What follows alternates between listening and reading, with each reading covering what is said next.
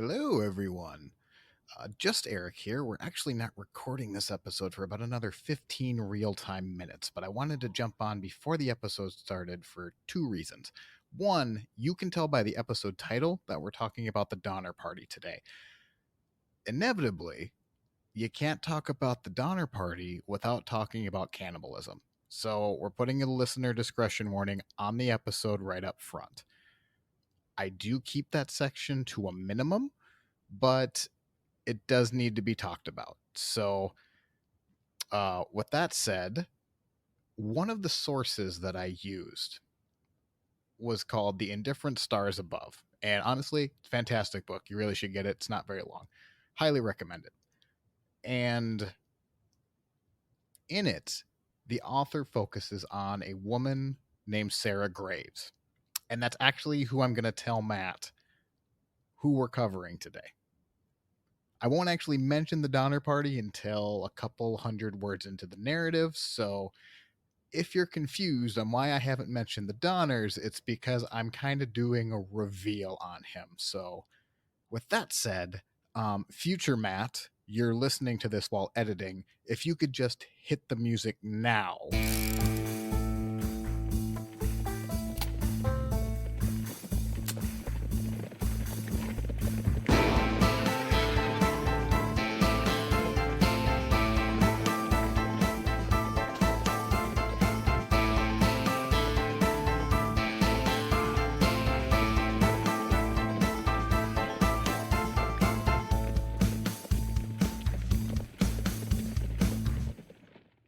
Hello, welcome back to Ranking 76, where we are ranking the heroes and villains of the American West. I am Eric. And I'm Matt. And today it's kind of a deep cut because I hadn't really heard of this woman before until I started researching her episode. Today we're talking about Sarah Graves. Oh, I know her. No, you don't. Yeah. You don't. Yeah, I do. It's Sarah Graves. Yeah, what'd you do? She was born in Mississippi. Nope. I'm joking. I just wanted to see what you'd say. Good old Mrs. Graves. Mrs. Fosdick, actually, but that's fine. She gets so. All right, let's just get right into her episode. And do you know how typically we don't have a lot on people's childhood sometimes? Like Billy the Kid, really don't have anything Is most of confirmed. her story like her whole childhood? We don't know much about her adult life. Just the opposite. This episode is actually 5 seconds long. So she was born, and so let's rank her. Yeah, let's do it. How hard was her labor? So Sarah, we barely even have a birthday for her. So she was born around 1825. And I'm sure she had a childhood full of fun memories. In fact, her and her father and their family moved around a lot, but she's now 20 years old and she's about to get married. So, geez, so there's no information. There's almost no information from the time she's born, 1825, you said, to not really about her. 20 years old. Not really about her. It's more about her family moving around. So Franklin Graves is her father. They just kind of hop from town to town, have a few different farms, so on and so forth. I guess back then, I mean, obviously there might not be a lot if they're moving around quite a bit. Right. Records and all that jazz. And especially with women, it's not that they don't care. It's just not a lot gets written down about women. So, right. Whereas someone, Wild Bill Hickok, he tends to get interviewed and talks about his childhood more. Someone like Sarah Graves, not so much initially. So anyway, she's 20 years old, and Sarah's father, Franklin, wants to move across country for all of the reasons that we've talked about in this podcast. New opportunity, cheap land, but specifically his wife, Elizabeth, Sarah's mother, is sickly. So they think California may be a really good place for her to be. Drier air, all of that. Franklin also reads a guidebook called The Immigrant's Guide to California and Oregon. And they basically talk it up as if it's an Eden. It is 1846. So we haven't even invented gold yet. So they're really trying to push people to go out west. California started seeing immigration as early as the Panic of 1837, basically when all of the banks collapsed. And a drought in the middle of the country didn't hurt either. Even in the guidebook, everything is great. And just as a big selling point, a lot of the quote savages, they're already dead. That was one of the selling points. Highlight, all the savages are Yeah. dead. So, I mean, now's the perfect time to make your way to paradise. All you got to do is step over the bodies, and that's all. I just keep thinking every time you say the guidebook, I just keep thinking like that's the very first travel book. So, like, what guy is writing this? You know, okay, yeah, here's my travel tips. Mhm. 4-star resort here next to this tree. Oh, I'd love to see the Yelp page for it. Sarah herself isn't sure if she wants to go with her family because she really loves this boy named Jay. It's not really know how long that they date before, but they definitely have an ultimatum for each other. Initially, Sarah isn't going to go, which means basically she's going to be marrying Jay if she stays because she's the whole reason she's going to stay. Is that a common thing in that time? Do you know, like, when a daughter, because when a daughter would marry, they wouldn't typically stick with the family, would they? No, but Sarah doesn't like the thought of possibly never seeing her family again. Right. I mean, once you move out west, Right. it's So it really comes down to if Jay and her want to get married and if Jay is willing to come out west with her. And he is. So hip hip hooray. They get married the same day that Sarah's father sells the farm and they load up their wagon. so this is just boom, boom, boom. Pretty quick. I now pronounce you husband and wife. Let's hit the road. Now, granted, there's probably a little bit more time. This is probably a month's couple decision, but Right. it's force on them. If Sarah's going to go with them, she has to go. Like Jay's going to have to come with. If Jay's coming with, they're getting married. If Sarah's staying, they're getting married. If Jay stays and she goes, that's the only reason they're breaking up. So they've decided they're young, they're in love, they're going to go for it. Sarah's father then loads up their wagon. The wagons, you would anticipate like loading up all of your belongings, and you do to an extent. But really, when you're moving out west, they're starting in Illinois and they're going to go all the way to California, right? It is a 6-month journey, and it's about 2,500 miles from Independence to California. Hard travel. You're going to load up oxen. You're going to take as many cattle as you can, or as you have, or you're willing to travel with. And the rest, you're going to load up provisions. You're really just worried about the next 6 months and can we get there rather than are we going to take every picture we have in the house? Do we have room to take the rocking chair? All of that stuff. So you kind of leave the stuff that isn't essential. You're starting over. Like you really are. But did they make the same mistake that a lot of these people made and leave when it's turning winter? Nope, they leave on time. And that was actually my next Oh, note. perfect. Is if this isn't a Royce Oatman, this is they're leaving on time. And again, just like in the Oatman's episode, you want to leave so that your oxen who are pulling your cart across the country are able to make it, that there's plenty of grass to graze, and basically you're going to treat them well. The oxen are not only the motor, they're the transmission, and basically they're the fuel. If your oxen are Yeah, if they abused, die, yeah, you're you're done. on foot. You're not in great. Just to show you how much they meant to be good to your oxen, a lot of people would actually jump out of the wagon and they would walk along beside it. They wouldn't even ride in it. Right, to lighten the load. Lighten the load. Yeah. Not put so much strain. Exactly. The Graves leave in April 1846. There's some difficulty in Illinois because it's raining, the trail turns into mud. That's going to be pretty common on the way there. Their first destination, St. Joseph, Missouri, or called St. Joe's, they're going to be the one of over 500 wagons that will start the journey across the continent.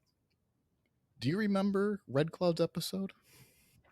Yes, yes, I do. This is basically that exact same timeline. This is the other side of the coin. They are They are one of those wagons That that Red Cloud is getting irate about. yes, he is. Yes, he is. Also, on their way there, we're not there yet, but I'll jump ahead a little bit in the notes. Um, Again, if your oxen are a little bit overbearing, not only will you start walking outside, you're just going to start dumping your furniture out the side of the wagon. Hey, Red Cloud, here's an entire furniture set for you. Basically turning this pristine landscape into a landfill. Essentially, why are they so angry? I don't understand. Yeah, you have just a couch chilling in the river. I mean, but it does make sense, like the stuff you thought you could keep, if your oxen aren't making it, I mean, sorry, it's got to go. Yes. To show you how serious they were, Lucy Ann Henderson would recall a story of a man not wanting to give up a rolling pin. Basically, this man was coveting his mother's rolling pin. It was the last thing he had to remember his mother, who made biscuits for him. And apparently, they were very, very good biscuits. And he just wanted to save the rolling pin. You will never be able to make as good of biscuits unless you have the correct rolling pin. My mother's rolling pin. It is a magical rolling pin. And they wouldn't let him keep it. It weighs like 2 pounds, Too, not too even. heavy. Not only Oh wouldn't my! they let him keep it, I'll hold it. I'll hold it. I'll hold the dang thing. I will lose 2 pounds and I will negate out the weight. Not only will they not let him keep it, they also christen him Rolling Pin Smith for the rest of his life. So they even openly mock him for doing it. Come on, rolling pin, mom. Those biscuits, those milky, crusty, flaky biscuits. Wouldn't let him do it. You're not tiring out the oxen. St. Joseph's is about 60 miles away from the better known Independence, Missouri. Independence, Missouri, the same place you take off during the Oregon Trail. FYI, we're kind of going on the Oregon Trail today. Dun, dun, dun, dun. Don't get dysentery. I wanted to make the dysentery joke and you took it from me. But that's fine. Independence is a starting spot for most immigrants on the Oregon Trail to California. It's here, sometime between Independence, Missouri, and St. Joe's, where the graves are, that they hear the US and Mexico are now at war. We're in that time period. That's going to become important later. St. Joe's for the graves might be the last places you're going to see an actual doctor with an actual degree. Not that that means much in 1846, but it's When your something. wife's sick. Your wife is Hey. sick? That's true. They also get plenty of advice from scouts who are already going to Oregon. They hear that Walla Walla tribes are on the attack for immigrants, as you do. They also hear that a scout from Oregon might be trying to start a new route with his immigrant's guide to Oregon and California. So that same guide that Sarah's father is holding, it actually is telling of a shortcut that you can actually use for the Oregon Trail. They get to Independence on time, and from here, we're going to start our journey from 2,500 miles that crosses the Great Plains with 3 different mountain ranges and multiple deserts. This is a long haul. The goal is to get to the Sierra Nevada mountains before snow can block the route. Typically, November. They're leaving in April. So you have 5 months, 6 months to get there. Do they have to wait if they get there too late? Do they just have to wait it out? No. We'll get into it in just a second. Oh no, they ain't making it. They ain't making it. Trail life can get obviously very repetitive. In the morning, you would wake up and round up any loose livestock that wandered away during the night. You would yoke up the oxen. Someone would brew tea and coffee, and you would sit around the fire for breakfast. You would leave early in the morning after coffee, travel for an hour or two, then have lunch. You allow your cattle to graze, make a real quick meal, and then continue for another couple hours. If you strained your oxen before you get to Fort Laramie, which is really the second main checkpoint that you're going to. You're taking severe risk of them not being able to pull you all the way to California, which puts you in danger of running into early snowfall into the Sierra Nevadas. You would almost never butcher your cattle or oxen because you need them in emergencies or for in your new life of California. So think as the oxen, obviously, that's your motor to get there. Your cattle are kind of like your walking currency. Not only can you live off of them during the trail, but the more that you have when you settle, you can sell cattle, you can sell beef, you can now basically set up your farm. After you leave Independence, Missouri, you're leaving territory United States. Like we talked about, there are no doctors, and there's only a few trading posts around the way. Most would team up, and by most, I mean almost everyone except for Royce Oatman, is going to team up with other wagon trains to help protect yourself. The trails would commonly lead a leader that would decide what directions to take. The leader would take on a bigger role as the country gets drier, grass becomes more scarce, especially between Independence and Fort Laramie. To help preserve as much grass for oxen as you could, you would actually use dried manure chips as fuel for your fires when there were no trees in the Great Plains. The goal was to get to Fort Laramie by the 4th of July, if possible. If you're on time within a week of the 4th of July at Fort Laramie, you're looking good. The fort is not the military post it will become because Red Cloud isn't as thoroughly angry as he's going to be yet. The Shout Sioux out Fort haven't had time to get Laramie. angry. Woo. This is the time where they're building up. They're looking at him with severe side eye, like counting 500 wagons. What is this fort? Yes. So don't think of it as a military post. It's really, think of a bunch of lemonade stands surrounded by walls. It's not really all that much established. The Graveses reach Fort Laramie 2 days ahead of schedule. Everything's Woo! great. Let's go! We're Let's doing it. go! Soon after they leave Fort Laramie, Sarah's sister Marianne and her brother Billy are just kind of traveling alone. And as they pass, they're actually approached by a couple of Sioux men. The Sioux men are apparently taken by Mary Ann's beauty, and they offer to buy Mary Ann from her brother. Oh no! How old's her Which, brother?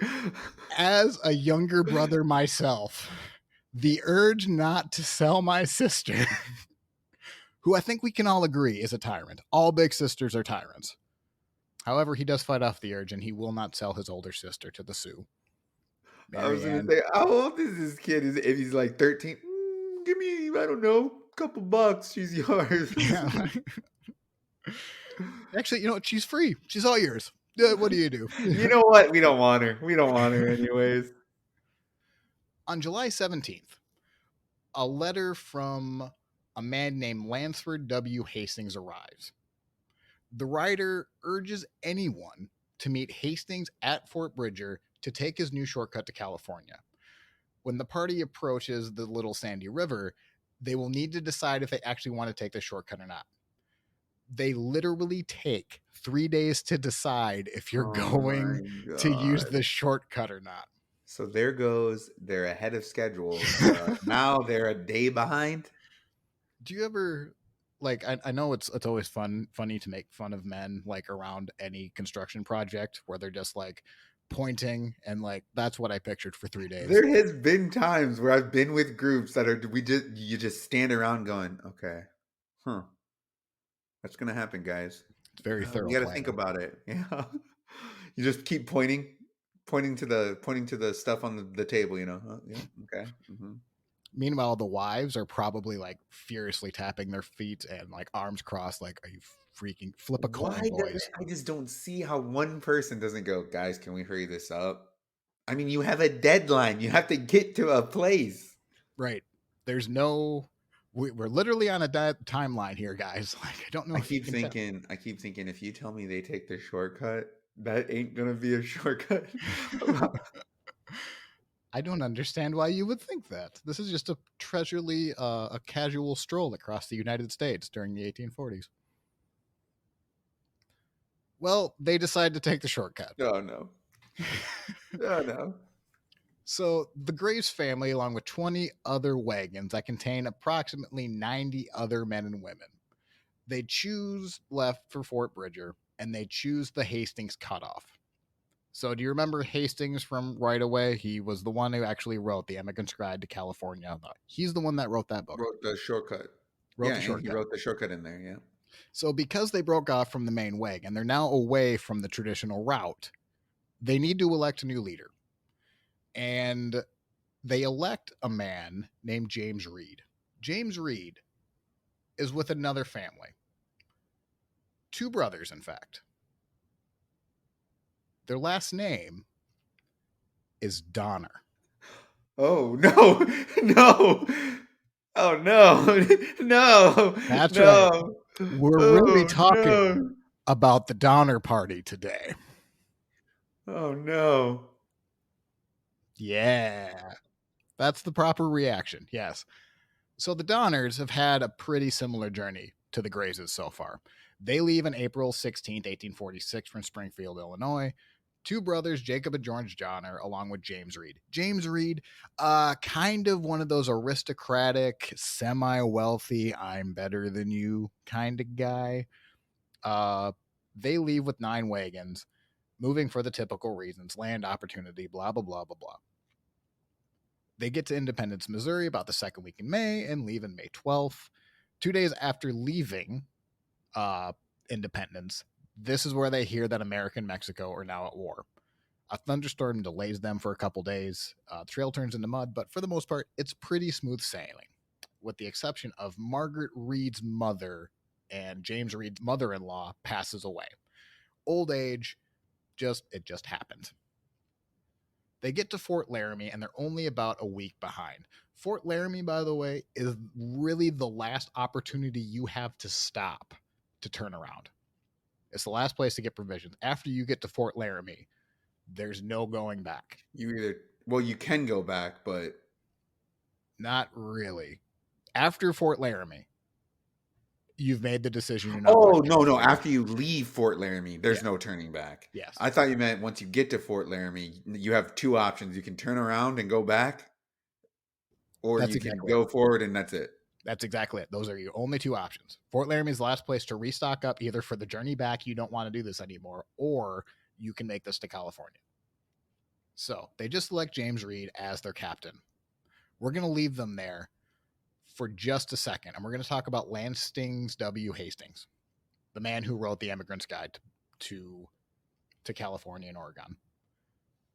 Gold has not yet been discovered when Hastings first travels to California, which is now 1842 when he arrives there. Also, when the Donners are going, gold still hasn't been found yet.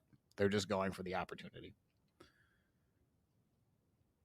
Hastings is an ambitious type, and it's kind of more than a whisper that California one day will be part of the United States. It's just a matter of when. It's half of the reason the United States went to war with Mexico. And by half, I mean pretty much the whole reason. Hastings would love to be a big deal and possibly just be the governor. Wouldn't that be the worst thing in the world? So, how does he make himself stand out? He makes a guidebook. How does he get people to really know he's the one that brought him here? He's going to make a shortcut. As an alternative to the Oregon Trail standard route, through the Idaho Snake River Plain, he proposes a new direction to California across the Great Basin, which would take travelers through the Wasatch Range and then cross the Great Salt Lake Desert and rejoin the road to California. He believes it will cut around 350 miles from the trip. So he looks at a map, he finds his route, talks to someone about it. What do you think of this route? They're like, well, I think it's possible, but we don't really know until we try it. And Hastings goes, nah, let's just publish. So you said there's a chance? Good enough for me. That's it. Hit the publisher's note. With the other gentleman saying, are you sure? Because you might want to see what it's like going through a mountain range and dry lake beds, a literal desert. Now we'll figure out those details later. It'll be fine. Publish the book. This is the book that Franklin Graves and James Reed have been reading probably countless times across their trip from the journey. So Hastings publishes his book, and in May 1846, now he believes it might be time to figure out how well his route is going to be. But he's going to start in California, go across the Sierra Nevada mountains. He's basically taking the reverse journey.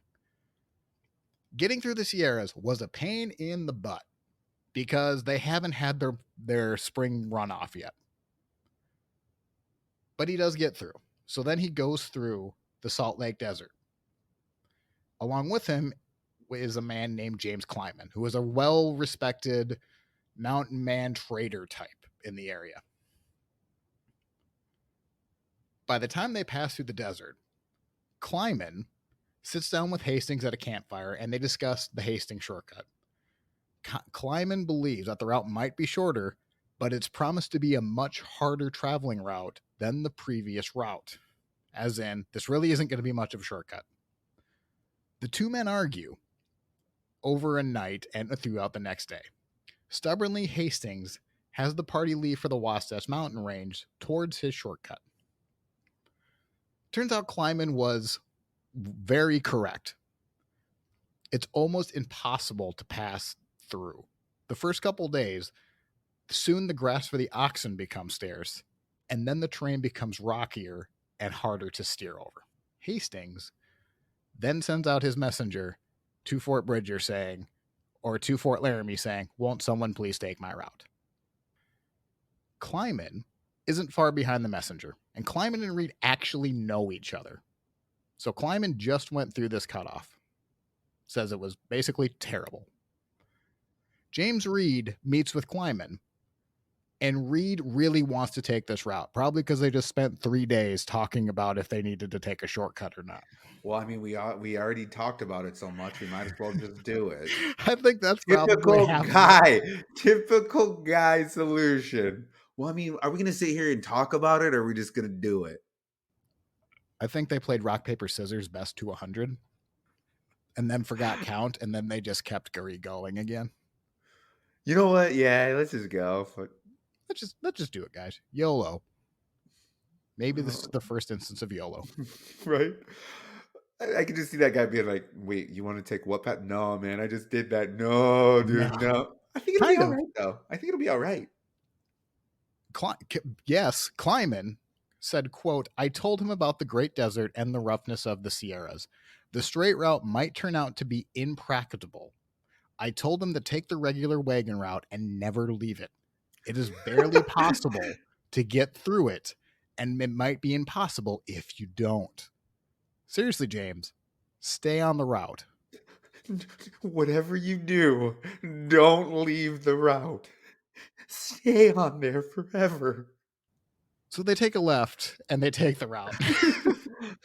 If this isn't an omen, I don't know what is. While traveling, 13-year-old Eddie Breen breaks his leg when his horse steps into a prairie dog's burrow. The horse falls in, throws the boy from the horse, and he breaks his leg in multiple places. And they need to send for help at Fort Bridger.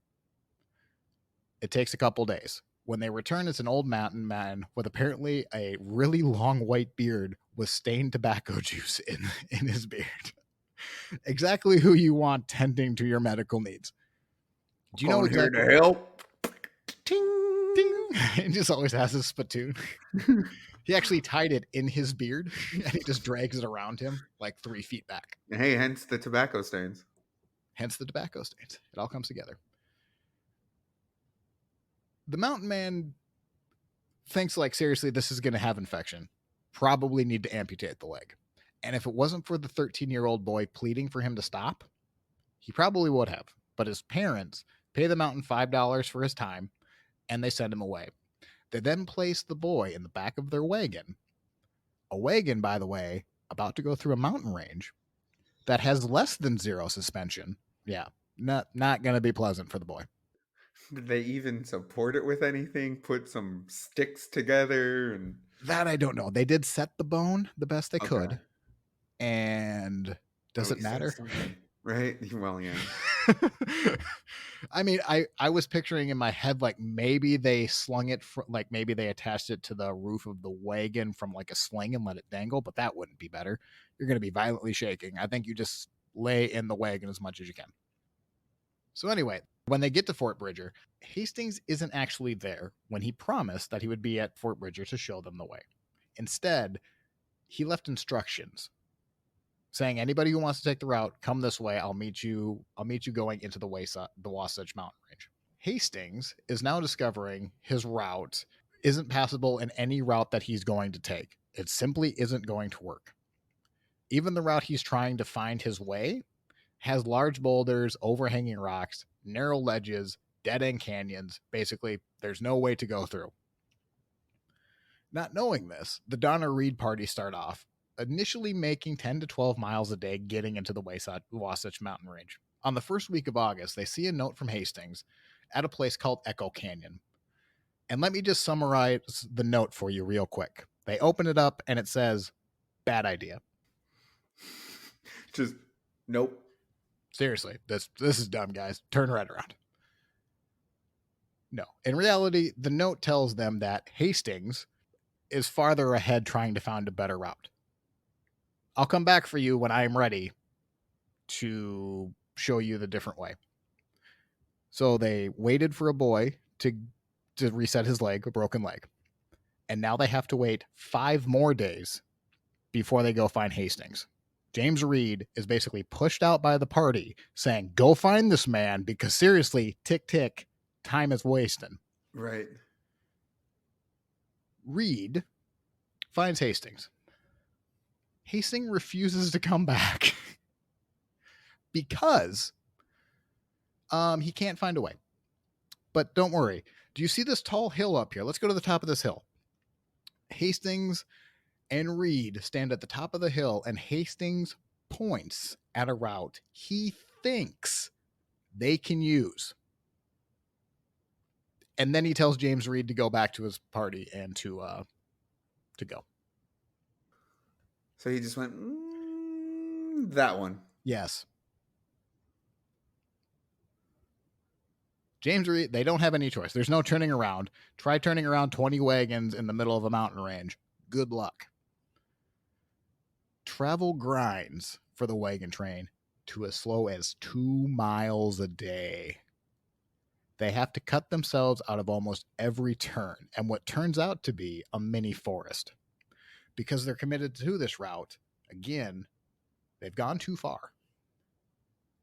They leave the mountain range on August 22nd, which it takes them 16 days to make 35 miles. Jeez. They are way behind now. They're behind. Dangerously behind. But they're out of the mountain range. They just have to get through dry salt beds.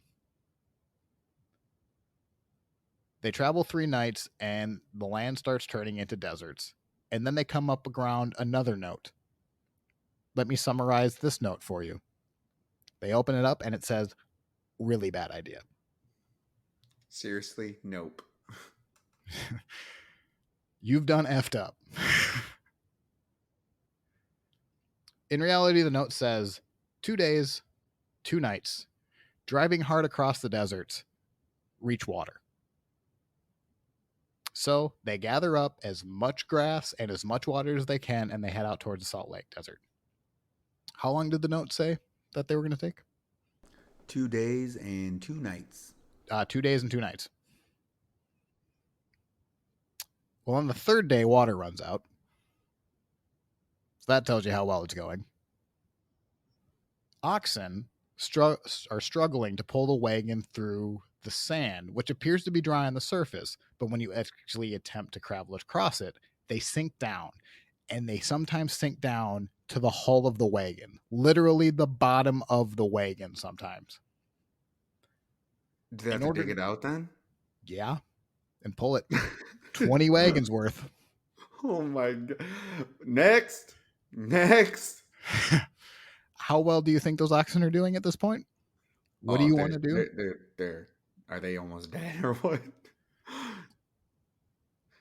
Can't pull anything else out? They're Remember back when they had solid ground and they were throwing furniture out to try and protect them? yeah, there's nothing. There's nothing they can do. They can just gut through. These oxen are dead tired already. In order to save some of their energy, they actually start traveling at night. But even at night, uh, some of the oxen wander off trying to search for water. The oxen, the cattle, anything to go get water. James Reed oxen run off sometime during this. He has no oxen, he has no cattle, he has nothing. He has to rely on the kindness of the party that he told to take this cutoff, on to get to California. To make matters worse, while they're in the desert, they can look at the Sierra Nevada mountains and they can see that it's gaining snow, which is typical for the time of year. It's just that's how far they are. After 5 days of travel, they finally leave the salt desert, exhausted. 36 oxen are lost. Many men and women nearly die from dehydration. Quote, an inventory of provisions is taken, and it was found that the supply was not sufficient to last us through the California. So they then have to send a relief party to go get supplies from California and bring them back to the party so they can continue. They're still We going to need you to travel. race ahead. Yeah, they're going to send a smaller party ahead to get provisions to bring it back to the older party. Not great. Finally, on September 26th, the Donner Party reaches the Humboldt River, which is where the shortcut rejoined the old trail. So finally, they're back on the road that they left off of. Days later. The good news is, when they enter the road, no wagons are seen because they're so far ahead, right? I was just thinking that they see the tracks of all the wagons that decided to go right instead of left, right? Yep. I'd like to think there's a lot of passive aggressive notes being left there, like, "Hey, idiots, what do you think of your shortcut now?" The rest of the wagons had been in California for nearly a week. The Donners still have about 200 miles to go. Oh my god! So the rest of the party made it already, or the party they left. The wagons, the wagon, Yeah, like the yeah. normal, the If they would have stayed right, they would have already been there. 480 wagons have made it. The 20 that took this route have not made it. This shortcut's the best. Yeah, it's just the best shortcut. On October 5th, the Graves wagon becomes entangled with James Reed wagon. The Graves' driver, John Snyder, began beating the oxen with the butt of his whip when Reed rushed to Snyder to stop him from beating the oxen. Snyder responded by hitting Reed on the head with his whip, the same thing he was doing with his oxen. Reed then reaches for his hunting knife. When Snyder raises his arm again to strike Reed, Reed drives his knife into Snyder's chest. Well, I mean, he's dead. Snyder is able to stagger a few yards before he dies. Reed is then effectively taken into protective custody by his friends because people were already angry at him, and this doesn't help. Many in the wagon train believe it's just straight up murder. To show you how angry they were, one man takes his wagon tongue and points it up an end so they can use it as a gallows. Cooler heads prevail, and Reed is allowed to live, but he's banished from the wagon train. His wife and his children can stay. He cannot. Do you remember the death by banishment in Batman, Dark Knight Rises? Walk out on the ice? Oh yeah. Same thing. Same thought process. It is now a race, now more than ever, to beat the snow in the Sierra Nevadas. The Donner, George Donner, is now the leader of the party. So it is now officially the Donner Party. How much of a rush they're into when an old immigrant is actually kicked from the Keysburg wagon because he is unable to walk and keep up with the party. The man is seen last sitting on the side of the road as everyone passes him. To make matters worse, neighboring Paiute tribes kill 21 cattle with poisoned arrows.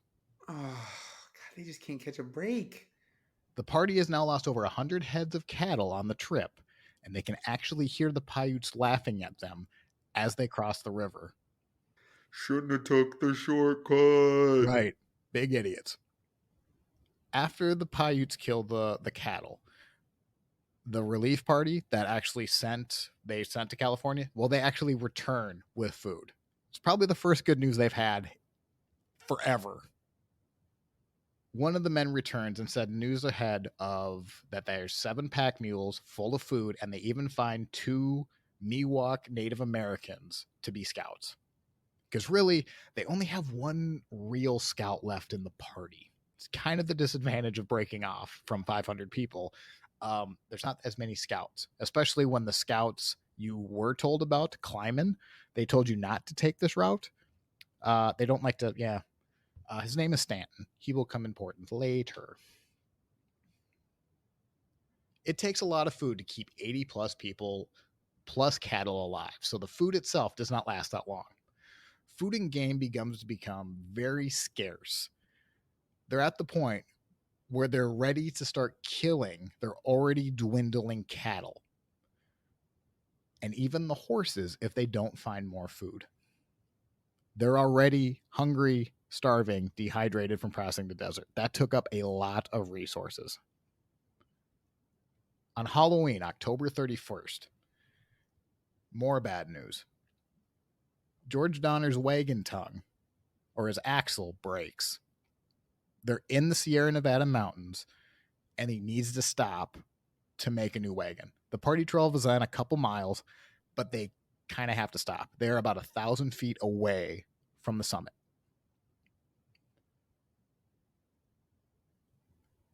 Donner cuts his hand while building his front axle. So that delays them longer. John Bream would write in his diary, quote, "We pushed on as fast as our failing cattle would carry our almost empty wagons. At last we reached the foot of the main ridge near Truckee Lake. It was sundown. The weather is clear, but a large circle put around the moon indicated an approaching storm." They camped that night near a tall summit, waiting for the Donners to catch up, and it begins to snow. They're too late. The next morning, there are 5 feet of snow on the ground. Oh, could you imagine going to bed and waking up? Oh my God, what was in their mind? What were they thinking? I think they're thinking we're exhausted. Because I mean, yes, it's very fun. It's very easy to poke, like to make fun of Reed. There's 80 plus innocent people who just took wrong directions. Right. They trusted him because they elected him the leader. Yes, And then, oh, just kidding. and literally everything went wrong, and now there's Right. 5 feet of snow on the ground. It's like the icing on the cake. So they're going to try to make one last push. They need to climb up 1,000-foot summit, essentially, with their oxen. Quote, "Despair drove many nearly frantic. The farther we went up, the deeper the snow got. The wagons could not go. Mules kept falling down in the snow head first, and the Indian said that he could not find the road. The women were so tired from carrying their children they could not go over that night." They try to push as hard as they can, but once the snow comes up to the oxen's chest, they are forced to turn back. The worst possible thing of an early snowstorm happens. The next morning, the route is completely blocked. They're 150 miles away from California, from a starting point of 2,500 miles. Oh my God, so close. So close. The PBS documentary I watched for this, that David McCullough does it, and he's fantastic. Everyone loves David McCullough narrating. He puts it in a way they took a 7th-month journey and they missed their deadline by one night. Yeah, that's true. If they would have just got over that summit, right? Right. Like literally 3 days to debate, to take the Just route. 2 days. If they would have just decided right away. One day. One day would have done it. And then you think like if Breen didn't break his leg, if His it would have wagon only didn't break. taken if it what's that? If his wagon didn't break. If his wagon didn't break, if it only would have taken 2 days, like Hastings said it would, if they wouldn't have needed to find Hastings for 5 days, like we've already counted up like 10 days worth of like 2 weeks worth of time.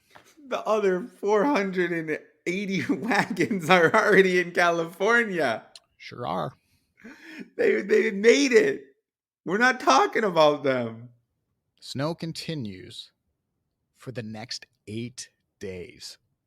What do you do at this time? Like, do you Nothing. sit in your wagon and just stare? Nothing. You're already starving. Like, it's dire. It's really bad. The first week of November, near Sutter's Fort, they wait for the Donners to come out, and only to find James Reed comes out of the mountains. Reed is almost immediately sensing that his family is in very real danger, and he starts his way up to the mountains. Because remember, James Reed being out of the party is actually a good thing at this point, because he's the only one that knows they haven't made it yet. He comes up with his own traveling party, his own relief party to go see if they're up in the mountains. He gets within 12 miles of Truckee Lake, which is now the winter camp for the Donners, before he's forced to turn around for more supplies. And he tries to find more men to make the trip. But when Reed returns to Sutter's Fort, he asks for another party to head back into the mountains. But this time, there is no able-bodied man to go because the United States declared war on Mexico and everyone went down south. A relief party will be forced to wait until they come back from war. I'm starting to sense everything that could happen happened. The worst possible scenario. It's like a big joke. Not to them. I mean, someone. It's comic. It's one of those things where it's so horrible. You can't help but laugh. They don't have good news at all. I liken it to like where you get trapped outside and it's just like it's just pouring down rain and you're already drenched. So then you just sit there and let yourself get like just drenched even more like the whole time. And then you just sit there and thinking to yourself like, yep, this is it. Mm-hmm. This is my life right now. And then you get mugged.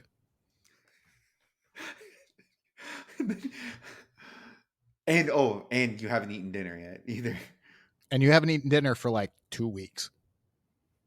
I mean, at least they could melt the snow for water. Yeah, but you need food. Oh, you need a fire. Yeah, you can build a fire. Up in Truckee Lake, there's two different parts. There's two different camps. The Donners are staying at Alder Creek. The Graveses are staying at Truckee Lake, where there's actually an old abandoned cabin that they can stay at. But at least they have like a shelter. Barely though. Right. Like it's not even the Donners are essentially staying in a tent. And they're going to be there like nobody can get in the mountain. Somebody described where they were at. The only thing that could get out is if it had wings. When they go for hunting parties, they can't find anything.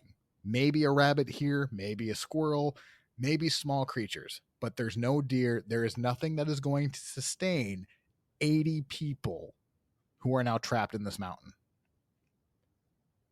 The best they can hope to do is hope that the snow crusts over enough that they can start walking out. But that's it. They still have their cattle, which are bare bones at this point. They had been walking across the country. They just went through a desert, everything we just talked about. These are not beefy cows. Same thing with the oxen, but you're not going to kill the oxen because once you do, there's no moving. There's no moving once you kill the oxen. They initially try to fish at the nearby lake, but all attempts come up empties. Again, when they go out on hunts, nothing comes up. On one occasion, though, a man named Eddie actually comes in contact with a grizzly bear. And typically, whenever we hear bear in this podcast, we tend to make fun. Like Wild Bill going after the bear, that's stupid. Daniel Boone and David Crockett, also silly. And this point, you have to go after it. Right. Like there's no, I mean, it's a big bear. It's that will feed you. That's a lot of meat. So Eddie approaches the bear and he levels his musket, but he loads 2 shots. He puts one in his teeth just in case. He shoots the bear and it didn't drop.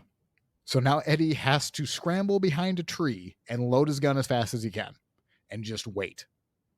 And he waits. And he waits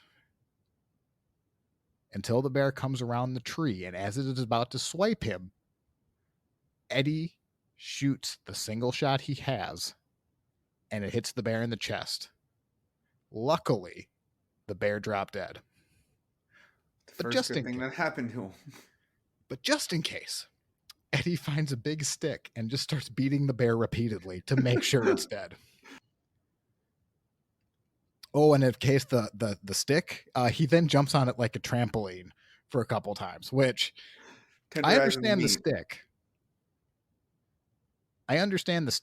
But jumping on the bear, if it is alive, is that jumping on it gonna do anything? Right. I cut you off there. What were you saying? Oh, I just said he was jumping on it to tenderize the meat. Yeah. The bear meat only lasts them a couple of days. Their cattle stock is dwindling, not only from dying, but some just get lost in the snow. Twice they try to pass the summit, but they fail. But on Thanksgiving, it snows again. By early December, most of the cattle were either butchered or lost in the snow. The party is forced to boil bones, eat bark, the ox hides.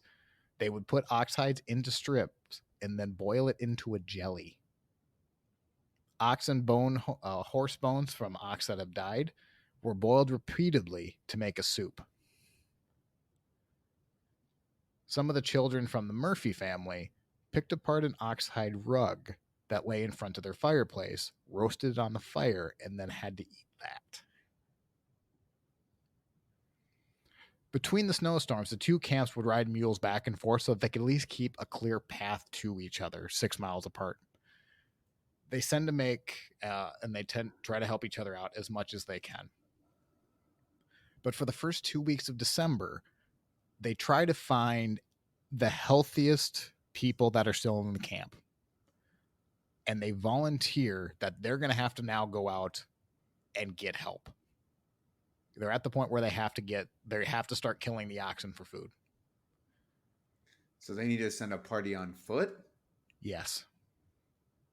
The 150 miles? They think that there's a place called Johnson's Farm that is 6 days away, so 30 miles. Okay. So, but the big part is getting up a summit. So what they try to do is they gather 17 volunteers, including Sarah, her sister, her brother, and her father, and then also her husband, Jay. And they find 17 people to make snowshoes from old wagon parts.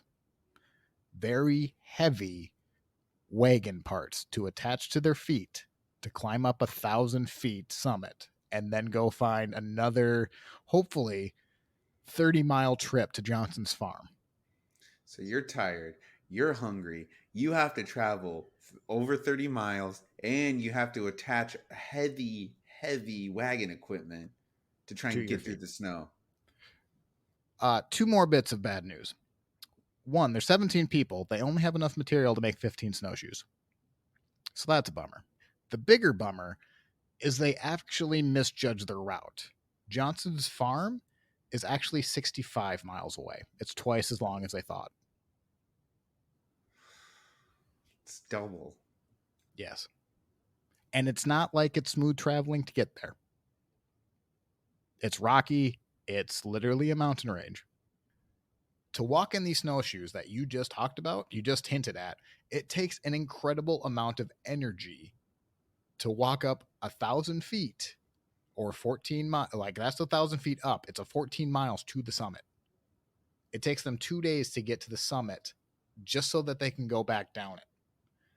During which they only in the snowshoes step down about a foot. The two without the snowshoes, some of the times the snow goes up to their waist, so they have to head back. They can't make it.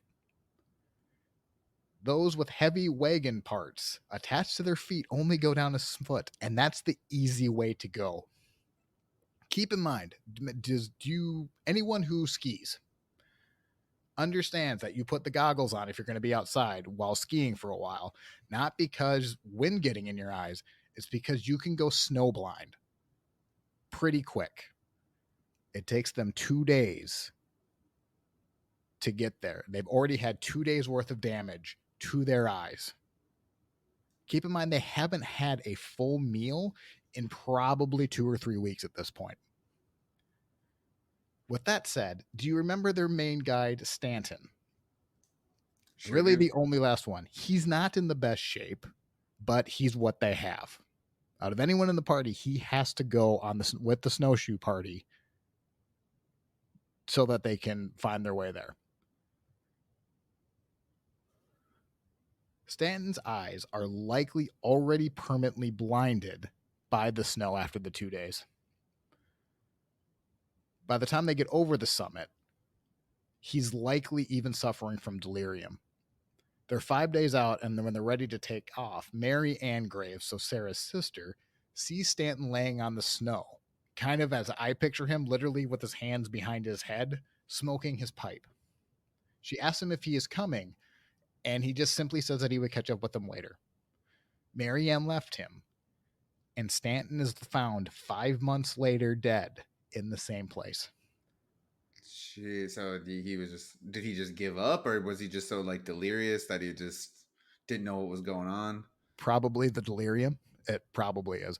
So the main source that I use, I cannot recommend this book enough. It is called The Indifferent Stars Above by Daniel James Brown. He goes into a lot of the science that they went through. So like hypothermia setting in, when likely they started having delirious thoughts. It's very, very good. So Matt's, not to like ruin anything for you, but before we started recording today, I actually went on and recorded a little blurb saying that we were going to not tell you what was the Donner Party. So we had a little inside joke and they talked about the book, but I'll send you that link before we end today. So he really was like laying in the snow smoking a pipe. Yes. I mean, go out Prob doing what you love, I guess. what they what Daniel James Brown, if I remember right, he's probably like, when you're suffering from hypothermia, I believe it is, your body has this final rush of heat that makes you believe that you're fine. And he thinks that's probably what he was going through. Or he just knew he couldn't go on longer and he was just going to have a smoke before he died. Dang. So they have to go the rest of the journey without their guide. Yes. Which immediately they get lost. I was gonna say they get lost. I have a feeling. On between Christmas and New Year's Day, it begins to snow again. The snowshoe party is outside the camp, effectively out in the wilderness. Not effectively, in the wilderness. Their food runs low and runs out. They keep fire by setting literally entire trees on fire. In fact, there's a section where they actually lose the head of their tomahawk to like start kindling and all of that. And it causes them to panic, like a literal panic over the head of a tomahawk.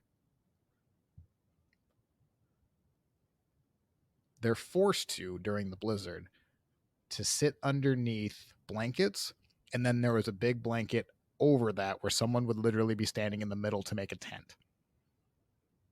And that's how And they they would were. just like take turns or what? Yes, I think eventually they did find like a piece to like prop it up, but for the most part, somebody is standing in the middle so that they have some protection from snow that is falling out. Then they would set a tree on fire to keep warm, repeat that pattern until, well, until the snow stops. They can do nothing but sit around. Basically, I mean, I'm not trying to make this sound like a joke, but they're literally sitting in a blanket fort waiting to die. There's nothing you can do. You're out of food. There's nothing. Then Patrick Dolan suggests probably what they had all been thinking about. Patrick suggests that they may need to kill someone in order so that the rest could stay alive. As Eric kind of touched at the beginning of the episode, some topics might be a little rough. We are about to get into that. Again, we don't go into graphic detail. It might just be uncomfortable for some viewers with the topic. So if you would like to go ahead and skip ahead, that's fine. Just skip to the 1 hour and 7 minute mark, and that should be good. Thank you. Mary Ann Graves would recall later, quote, even the wind seemed to hold its breath. The suggestion was made that if one of us were to die, the rest might live. Then a suggestion was made that we cast lots, that whoever drew the longest slip would be the sacrifice. Slips of paper were prepared, and one by one, the long slip is the bad one. Sarah, short slip. Marianne, short slip. Her brother, short slip. Her father, short slip. Her husband, short slip. The man who drew the long slip was Patrick Dolan, the one who initially suggested the idea. Oh no. That's just the way it is. Oh yeah. Sometime, so they're not going to kill anyone yet because honestly they don't have the heart to do it, because that's seriously the final step. Right. But Patrick Dolan now has to mentally believe that he is the next meal. Soon after, a teamster that was along with the party, one of the two single men that are with it, Antonio, was resting by the fire, and his hand falls into the flame of the fire. Thinking he's sleeping, somebody quickly removes it. But when it happens a second time, they know Antonio is gone, that he's dead. Franklin Graves isn't far behind Antonio. He is in the arms of his two daughters, who tells his daughters that he will need to be used for food, and he urges them to survive. As soon as he dies, Sarah's brother Patrick dies after. So in rapid succession, 3 of them die. Right. Antonio, their dad, and their brother. And their brother. Patrick Dolan, again, is broken mentally after he draws that long strip. Not only does paranoia set in, he lasts a few more days, but after suffering from starvation, malnutrition, and hypothermia, he last goes out in a bit of delirium. He strips off all his clothes and runs into the snow outside of the blanket. So he's now dead. Finally, the snow stops, and William Eddy restarts the fire. And they start to prepare the dead, specifically Patrick Dolan. They're unable to look each other as they turn around in their makeshift tent, and they eat and they cry. They then prepare the rest of their dead for provisions in order to make the rest of the journey. They dub the place the Camp of Death, and they take off. In the next 2 days, they make 11 miles, so 6 miles a day. Then they start to get past the snow line, and they find themselves on top of a canyon and have to figure out how to get to Johnson's farm. They believe just across the canyon. So down the canyon, the bottom, and then back up the canyon. You go over that, they're going to be at Johnson's farm. So they decide by January 1st that they're going to start going down the canyon. They stumble in the snow on the steep climb down, and they're sometimes even able to use their snowshoes as sleds, which is probably the easiest part of the entire journey at this point. They get to the bottom of the canyon, rest up for a night, and then they start climbing the other side of the canyon. Now using the snowshoes as kind of like a ladder going into some of the steeper parts. So putting the snowshoe in part of the snow, climbing up, taking a step, repeating that. Just as they're about to run out of food and they start to debate if the two native scouts that are with them, if now they need to be food next, if they're going to be the next to go. William Foster actually warns the two men because they're basically planning to ambush to kill them because honestly, they're the two outsiders. They're the most in danger from the party. The natives leave before they're able to do it. William Eddy then finds deer tracks, and the group simply celebrates finding the trail. When they go on the hunt and they kill the deer, Sarah is unable to because her husband Jay is unable to walk, and the party basically decides that he has to be left. Oh no, it's her husband. Jay dies in Sarah's arms a short time later.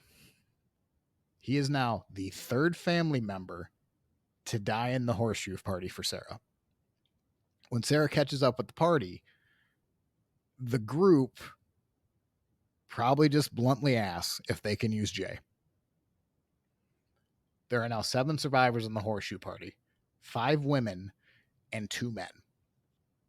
But now they're getting below, they're already below the snow line for some time. The rocky terrain actually makes it easier to travel without the snowshoes. However, it's rocky and it tears through their shoes. So they're essentially walking barefoot through a mountain range. They end up leaving a trail of blood behind them from walking in the drays. They travel for a few days when finally they find human footprints. Oh my god. I could just I could just picture the relief. The It leads to a native tribe, and the tribe takes them in. The party stay with them for a couple of days, and then the tribe takes them to Johnson's farm. And finally, on January 27th, 6 weeks after they start, they're at Johnson's farm. It's a 5-day journey. And it was 6 weeks later when they get there. But as far as Sarah is concerned, she's rescued. Her sister Marianne is rescued. There were 10 men that came out and 5 women. All 5 women survived. Only 2 of the men survived. And the book, The Indifferent Stars Above, can't talk about it enough. He even talks about some of the science behind that. Most in these survival situations, most men are actually the first to die because they burn more calories. They tend to maybe push themselves farther than they should. If you just go with traditional gender roles back in this time, the women were expected more to stay in and make sure everything was fine, while the men would go out and hunt and all of that. So in most of the survival stories, take a good bet on the women surviving a lot more than the men. But the thing is, like you said, so the 5 women, like so they started this as a party to go get help, right? Mm-hmm. So like they're not going back. They're done. Yeah, they can't go back. They're like, yay, we made it to California. Essentially, well, like the whole point is for them to get help because the road they're on is no longer Hastings Cutoff. It's still a traveled route. Like all the wagons went Right. past Truckee Lake and Alder Creek. They went through the shortcut and got back on the trail Right. before the snow hit. Right. So people can find them. It's just if they don't know that they're up there outside of James Reed, And I'm sure Right. James Reed is telling everyone he can that, hey, there's 80 There's a people war up going here. on. Yeah, but he literally can't. He can't go back up because what good does a one person relief party do? Right. All he What is can he gonna do? He's gonna get there and say hi? exactly, he can just join them. Essentially, is all he can do. Now he's with his wife and his child and his children, but what good is that? It's now one more person to feed. Is the Graves mom still alive? She's at the site, so she's still on the summit. Okay. So She still has there's their still mother one and more her. up there. She still has her mother, and Sarah still has her mother and her and a younger brother up there. Okay. So it's not like the family's out of the woods. Like they still have family up there. There's still 40 people up in the mountain. Right.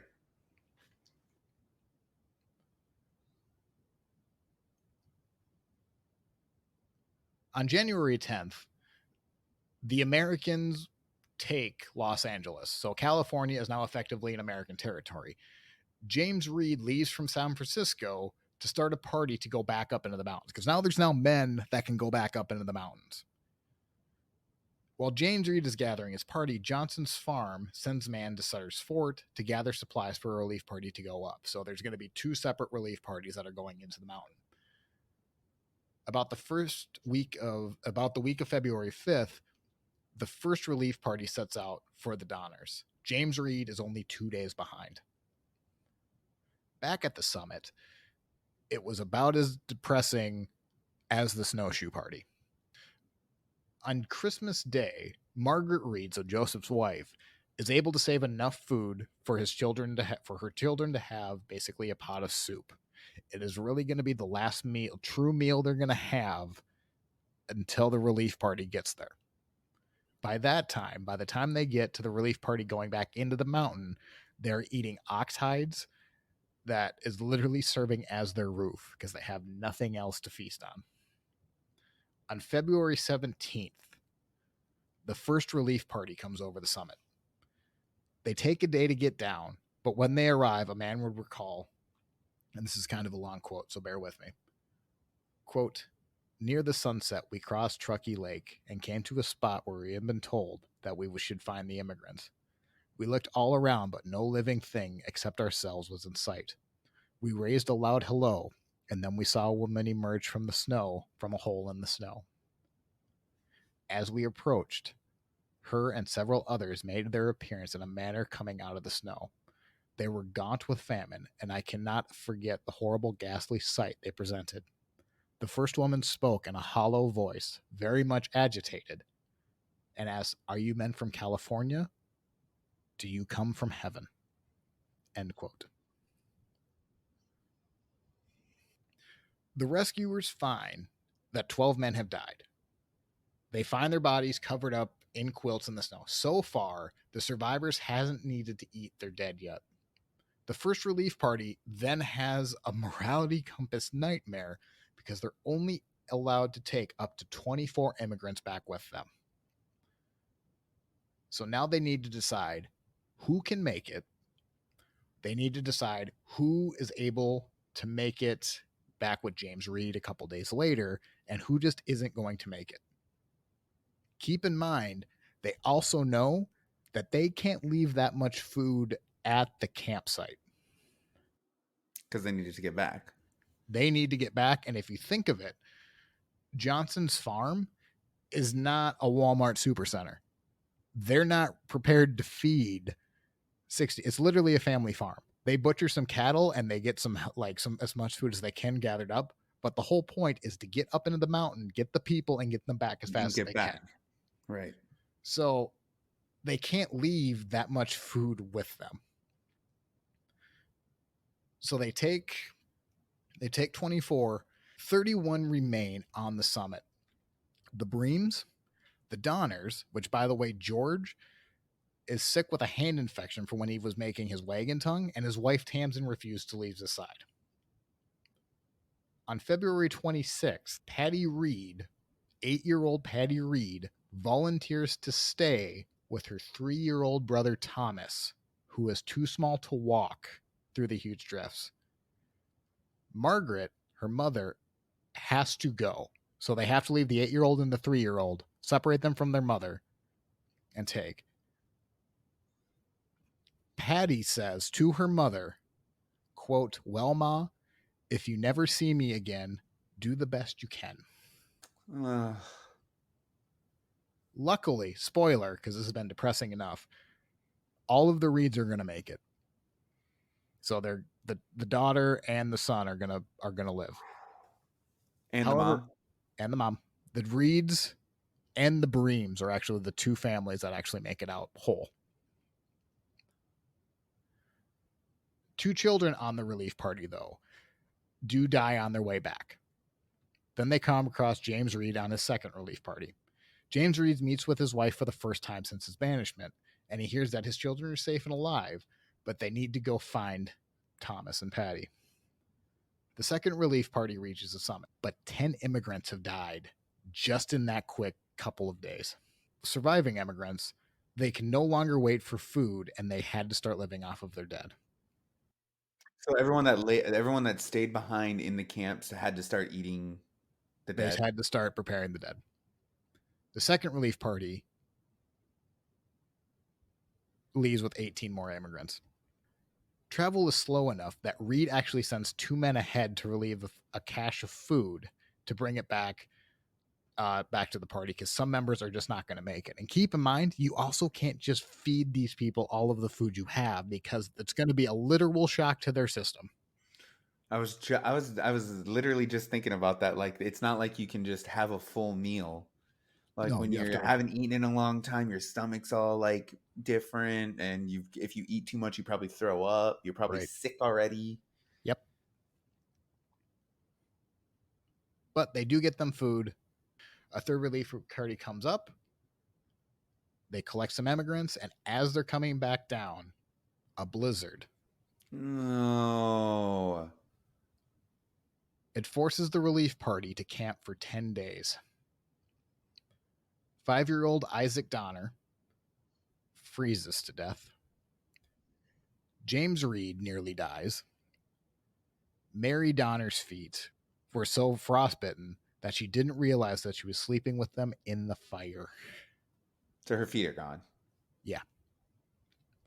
When the storm passed, the Breen and the Graves family were too weak to get up and move, not having eaten for days. And Sarah's mother dies while in the encampment. What about their brother? He is gone too. So it's just the two sisters. Yes. When the third party reaches the bottom of the mountain, there are only 7 survivors.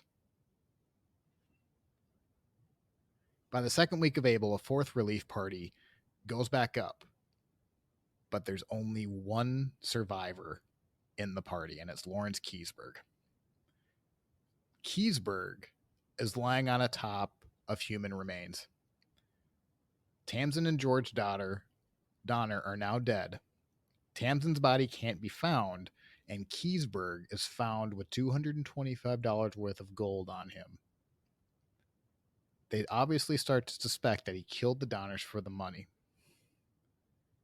Keysburg's story claimed that Tamsin Donner, so George's wife, George had died earlier, and that she was going to go out and see her children. On the way there, she slipped into a creek and was chilled and died that night. Keysburg claims that before Tamsin died, she told him where she was hiding money and to promise him to make sure that the money got to her surviving children. Honestly, we don't know if this is true. We can speculate. I tend to think, I don't think we can talk about if there's rational minds here. What is he going to do with $225? Right. I mean, he doesn't even know if he's going to make it out alive. He will go on trial. He is acquitted, but that rumor, like, in the newspapers are pretty merciless to him. They pretty much The biggest question: did he give the gold to their surviving children? Yes. Well, he was kind of caught. I If mean, his whole kind plan of was had to. yeah. When Keysburg is returned, everyone was out of the mountain. 48 survivors, 47 dead. Half the party didn't make it. Of the 87 that initially entered the Wasatch Mountains at the start, the children of Jacob Donner and George Donner and Franklin Graves are orphaned. William Eddy is alone. Most of the Murphy family have died. Only 3 mules reached California. The remaining animals died. Sarah ends up remarrying one of the members from the relief party, but unfortunately, he is accused of stealing mules a couple years later and is hung. Sarah marries a couple years after that, has some children, but unfortunately, she dies at age 46. A few of the widowed women remarried quickly within a few months, as there's a lot of single men in California. The Reeds settled in San Jose, and 2 of the Donner children actually live with them. Reed fared pretty well off in the California gold rush and became prosperous. News of the Donner Party's fate spreads pretty quick by a man named Samuel Brennan, who ran into one of the relief parties as they came down from the pass with Keysburg. Accounts reached New York as soon as July 1847. Several newspapers, including those in California, wrote of the cannibalism in a graphic exaggeration of what actually happened. In some printed accounts, members of the Donner Party were actually depicted as heroes, and members California as a paradise worthy of significant sacrifices. So, depending on what newspaper you wrote, they were either grisly savages or look how great California is. People are willing to die to get here. Immigration, after news of the Donners, abruptly halts for a couple of years until gold is discovered in 1848. Hastings Cutoff is abandoned, obviously. Truckee Lake becomes one of the first tourist sites in the West. Relics such as buttons, wood shavings become popular items for overseers to take. Patty Reed would take a lock of her grandmother's hair and a tiny doll and kept for her death until 1931, and she was the last surviving member of the Donner Party. Hastings himself dies after making his own new emigrant's guide, this time of Brazil. He dies trying to establish himself in South America. And that is the story of the Donner Party and Sarah Graves. I think now we need to rank them. That's a tale. Like, I think we all hear of the Donner Party growing up and we think of it as not funny, but like morbid kind of humor. And once you get to the story, it's not funny at all. Well, it's like you said. Like, is there anything else left to do but like go? What else is happening? It's like one of those times like when you're at a horror movie and you hear people laughing. Like, well, obviously there's crazies that laugh at killing, Right. but it's just like, are you serious? Like, Right. it's just so hard to believe that it's actually happening. It's gallows humor. And yeah, I don't think Sarah is going to do well in any of the rounds because this just isn't the type of story that's going to do well. I So I think it's in as far as she goes, it's I mean, she did have an arduous task. I mean, being one of the 17, but like, I think it's her story is mainly, I feel, overshadowed by like the events that took yes, place. she Like, is she very was, much it's there. her story, but all of a sudden, she's a side character She is a because side of what is character. happening. Yeah. I mean, if you know of the Donners, you don't know of Sarah Graves. The reason I went with Sarah Graves was to kind of do a little bit of a reveal to you, and also it was just kind of a different take because we all know the Donner Party. Let's talk about someone else other than the Donner Party. Right. And Let's again, try and I'm see what another person was like. right now. We didn't talk much about Sarah, so to say that she's the main character in here is probably stretching it, but so I guess we can kind of have a debate. Do we want to judge the Donner Party as a whole, or do we just want to focus on Sarah Graves? I would say the party as a whole. Okay.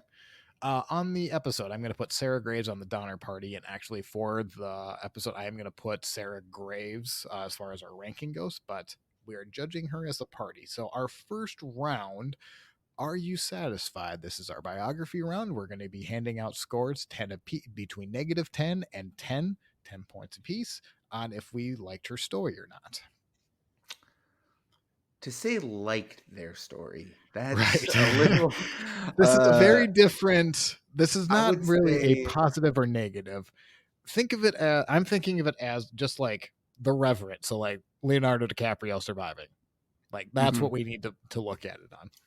I was gonna say, as far as the story goes, it was extremely interesting, and it was interesting to see or hear how people or what people will do to survive, Right. how far they can push themselves. Right. I was honestly fascinated. I enjoyed air quotes enjoyed. Um I'm gonna go 8. Eight? I really thought it was interesting. To be honest, I didn't know much about the Donner Party. I've heard the name, obviously. Um, maybe it was just a brief glance over in the history classes, but I can't believe I When didn't you know. heard of the Donner Party, it's look at this team that took the wrong turn, and Right. they're It's almost like the like kind clear of a cut joke. story of why Right. you follow the freaking. Pat.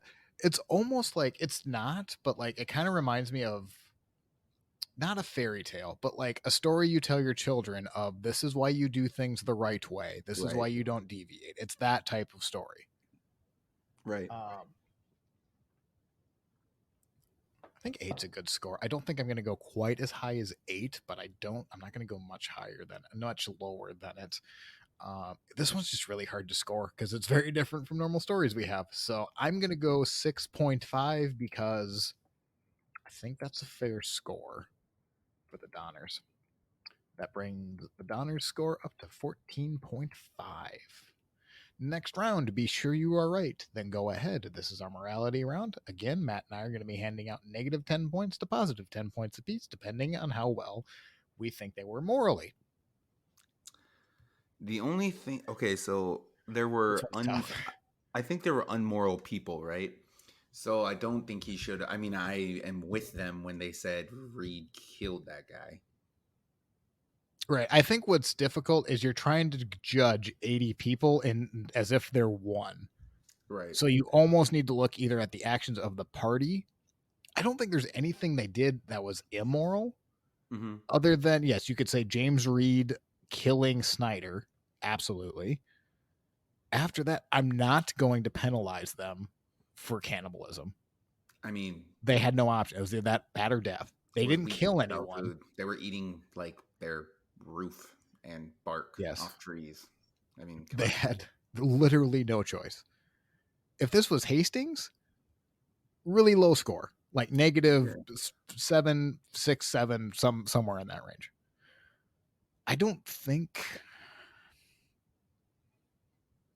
I mean, they all wanted to survive. Like there was kind of this 17 people went out to go save the That's rest not of the party. right. Right. But did they like they don't have a choice. So like you're kind of And forced that into that little choice. 8-year-old stayed with her brother Right. so her mom could go. Yes. Yeah, that's a good point. I mean, I don't think it's like I'm gonna say like a 5. Yeah, fair. I mean, I don't it like you said, it's hard to judge a whole group of people, right? Right. And they really didn't do like yeah, they were trapped for months. When did the snowfall? Shortly after Halloween. Halloween, right? Or Halloween. Halloween. Yeah. So October, no, or November, December, January, 4 months. Yeah. February, April 7th. I think April is when Keysburg is pulled out. Oh no, no, yeah. Oh yeah. So But he's the last. April. Well, yeah, but I mean, you can say like it took until April to get Right. everybody out. And it wasn't smooth sailing getting there. Like I think everyone thinks, oh, they got stuck in the mountains and that's when all their troubles began. It was months worth of everything was fine until they took Hastings Cutoff, and then they The had the entire out. rest of the caravan, what was it? How many vehicle or The Donners travelers is and it? them. The Donners themselves, that party had 20, including the So it was Grazes. 180 in the main group, right? Well, I don't remember how much is in like that specific, but 500 wagons to cross the plains that year is the number you keep seeing. Oh, okay. So yeah, everyone had made it Right. except them Except them. because they took a wrong turn. Because they were given They were given bad information. because Well, Hastings gave them bad information, but then Kleiman warned them, seriously, don't take this. But it was right, one man's decision to take that route. right. When essentially they were on time a week, like 2 days out from Fort Laramie at 4th. That's not like a week, even a week later. That's not bad. Like the goal is not exactly the 4th of July. It's around the 4th of July, for God's sake. You know, you travel 20, 30 miles a day Right. to get there anywhere near the 4th of July. Thumbs up. You're doing Yay, we well. did it. We're doing it. And they got there early. Yeah. The Graves did. Then they had to wait. Right. 1 day late. Heartbreaking. Literally, you can point out 5 or 6 different points of they If they would have just could just have sped saved it a day. up. Yeah. Like if they would have waited 4 days to go find Hastings when they first entered the Wasatch. Hmm. Just it's literally hours. If George Donner doesn't cut his hand making a wagon tongue the night of Halloween. I know. So I guess you could give your score. I'm going to give them. Boy, it's tough. I'm going to give them a 4. I can see a lot of different scores. It's very difficult to judge them. It really is. Next round, to hell with the consequences. This is our crazy or clever round. We're going to be handing out negative 10 points if we think they're more on the crazy side, and 10 points if we think they're clever. I'm gonna say 2 because they did fashion those snowshoes. So I Yep. think that's pretty clever. Yep. I'm trying to think of other. But then they were stupid. Oh well, they weren't crazy though. Well, like, I don't know if they were stupid. They were given bad advice, and then they took a route that they shouldn't have. But it was still, it really comes down to, like, I don't want to say pick your sources, but if Hastings doesn't make that GD book that gets the idea in their head to take a shortcut, they're not going to go, because Hastings didn't even look at his route. He literally just looked at it on a map and said, yeah, that seems good enough. Like, It can be done, right? Yeah, it can be essentially, done. yes. Maybe. Okay, good. We'll figure out the details later. It literally killed 47 people. Literally killed 47. So I don't think you can call him crazy. I don't think you can call him clever. I think 2. I think 2 solid score. I'm going to join you there. So that brings them up to 4 for to hell with the consequences. And here we're going to lock their score. So because they are at positive points, which right now is at 27 total points, we're going to keep adding points to their score. If they had been negative scores, we would have kept subtracting points from them. And then our next round, draw. So how well would Matt and I do, or how screwed are we in a duel with the Donner Party? I don't know, man. I think it's a 0. No one's they're all settlers, I guess, right? Moving out. I mean, no one's there to kill anybody. Do we give them points for survivors? Like, they have more endurance than we would have, so I Yeah, don't I mean, know. I guess I don't know how long I would. You're when you're driven to the brink. You can do a lot. Right. I'm giving them a point. I was gonna say, let's do a point. Let's do a point. Good, because I actually wrote down you as 1.2 before you said that, so we're synced. Legacy. How well known are they? So we're only going to be handing out points from 0 to 10 on basically how well known they are. I have to assume they're known, right? Yes. I think it's one of the more well-known names we're going to have. I don't think it's like top tier, but they're well known. North of 5 for sure. Probably Okay. higher than that. I'm gonna do 6.5. I think that's fair. 6.5.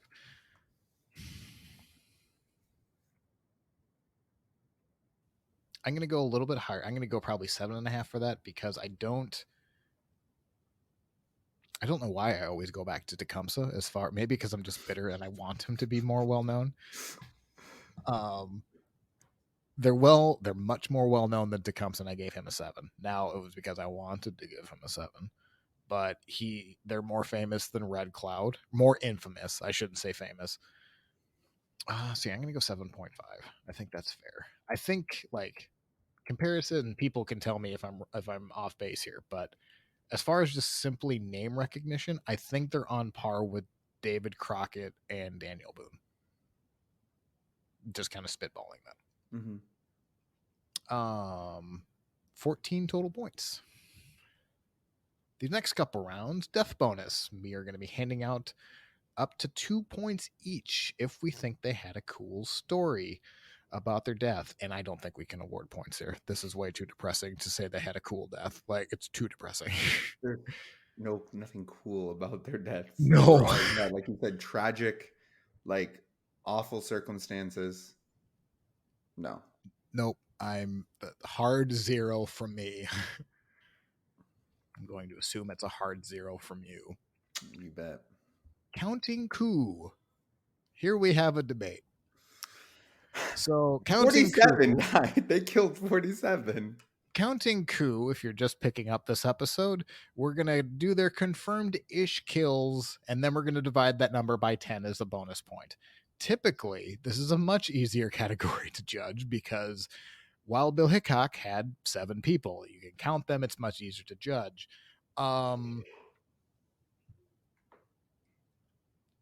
Do we count all 47? You know what we should do? Hmm. One. They killed one person. I think I was going to actually suggest that because it was Snyder. I agree with that. If we were judging Hastings, he's getting all of them. Right? Because it's his fault.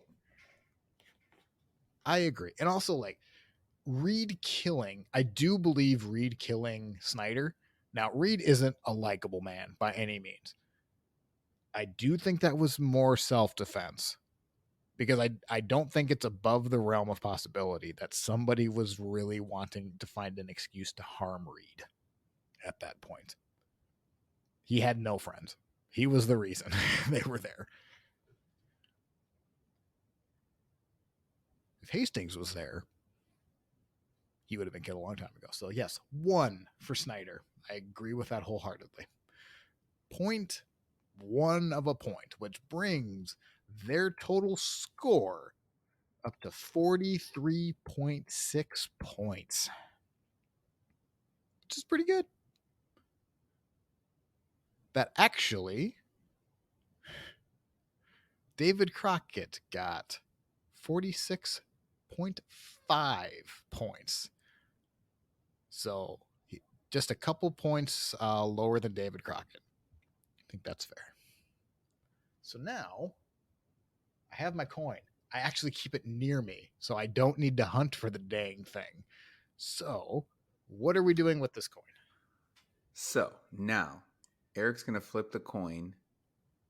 I'm going to call it whatever it lands on. Whoever was right gets to decide if they want them on their team. Eric and I have been drafting a team each of all of the good guys and bad guys we've done. And at the end, we're going to have a bracket style tournament to decide who is the best. Each of our teams are 20 people. The rest will go into a reserve, kind of like fantasy football if you've ever watched or ever played it. And we are allowed to drop and add people as we see, and we can also trade. Are you ready? I am. I'm going to say tails. Oh my god. Reflip. And he dropped it. Reflip. I was a lineman in football. I'm not used to catching. Heads. I should have stuck with tails. I don't know why I said heads. It's tails. Yeah. Frick yeah, I'm going to draft him.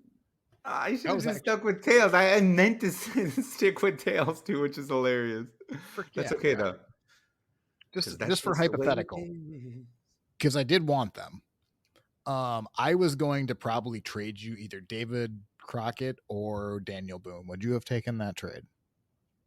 Oh, those are good ones. I don't know. It's hard to say. I really like this story, so I probably I wouldn't do have. too. Uh, I'm open to trades. I'm just saying. You can think. I was willing to give Daniel Boone and David Crockett. You're thinking I don't know. I can tell you I do like Olive Oatman's story. If you're attached to her, but I I did. I do like did the like her Donner. story too. I did like her story too. I don't want Bowie. I don't want Jesse James.